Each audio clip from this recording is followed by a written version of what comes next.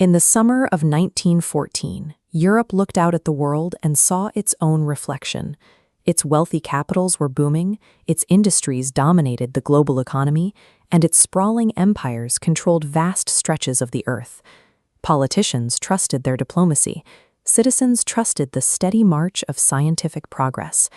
There was a widespread, comfortable assumption among leaders that their society had grown too advanced, too highly civilized to ever collapse.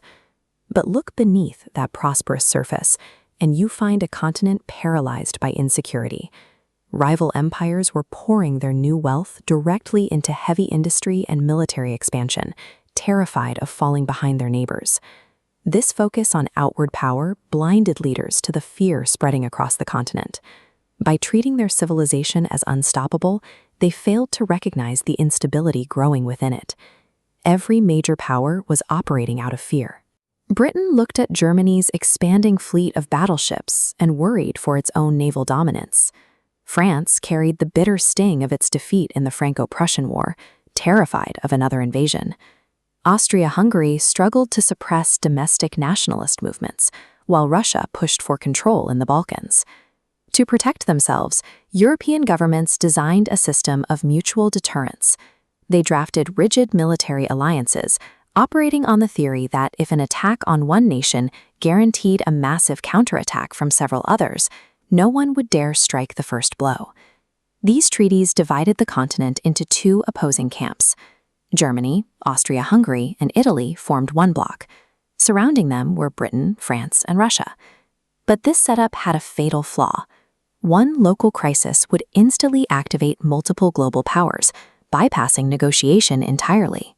In their desperation to avoid a conflict, these empires had engineered a delicate diplomatic machine that ensured any future war would engulf the entire continent. The peaceful facade shattered on June 28, 1914, when an assassin shot Archduke Franz Ferdinand, heir to the Austro-Hungarian Empire, in Sarajevo. The shooter was Gavrilo Princip, a Serbian nationalist tied to extremist networks operating deep within the volatile Balkan region. Today, we know exactly what followed, but in the immediate aftermath, European leaders were remarkably calm. They had managed regional disputes before. They assumed they could use standard diplomatic channels to keep this contained. That assumption evaporated within weeks. Seeking to project strength, Austria-Hungary handed Serbia an impossibly harsh ultimatum, and they did it with a guarantee of unconditional military backing from their allies in Germany. Seeing its influence in the Balkans threatened, Russia stepped in to support Serbia and began gathering its troops. Because of those rigid alliance treaties, Russian mobilization immediately pulled France right into the center of the standoff. At every single stage of this diplomatic crisis, these leaders firmly believed they were making calculated, limited maneuvers. They didn't realize they had activated the very machine they built to destroy themselves. Once the threats started flying, the politicians lost control to the generals. Modern armies relied on intricate mobilization schedules, precise, inflexible timetables detailing exactly when and where millions of men needed to move. To function, these timetables relied on massive national rail networks. If you wanted your army at the border in time to defend it, you couldn't wait for peace talks to break down. The generals demanded that the trains start rolling immediately. This created strategic panic in the capitals. Officials knew if their enemies started moving troops and they delayed their own response by even a few hours, their nations would be overrun. The time for compromise vanished. The sheer logistical momentum of preparing for war overpowered any attempt to stop it. By the time diplomacy caught up, millions of men were already marching to the front lines. Many of the men who volunteered that summer believed they were joining a short, glorious campaign that would be over by Christmas. The reality that met them in August shattered those illusions forever.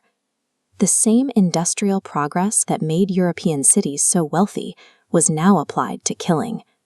Troops faced heavy machine guns, chemical poison gas, and relentless artillery bombardments on a scale the world had never witnessed. The rapid, decisive battles their commanders planned for quickly dissolved into a brutal stalemate. Millions of men were trapped in a maze of barbed wire and freezing mud, fighting over yards of destroyed earth for years. Industrial warfare left millions physically shattered, And the psychological trauma inflicted by these new weapons created a lost, traumatized generation. A continent that had spent decades celebrating itself as the height of human civilization had willingly walked right into an abyss.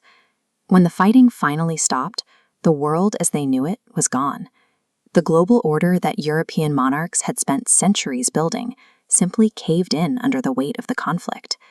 This map of Europe, showing 4 massive empires, the German, Austro-Hungarian, Russian, and Ottoman, would never look this way again. The rulers who confidently dictated global policy were deposed, exiled, or executed. They were swept away by the exact systems they designed to keep power. The true tragedy of 1914 is how easily it happened. It reveals a terrifying reality about human history. Highly advanced, powerful societies rarely believe a collapse is possible, right up until the moment they realize they can no longer stop it.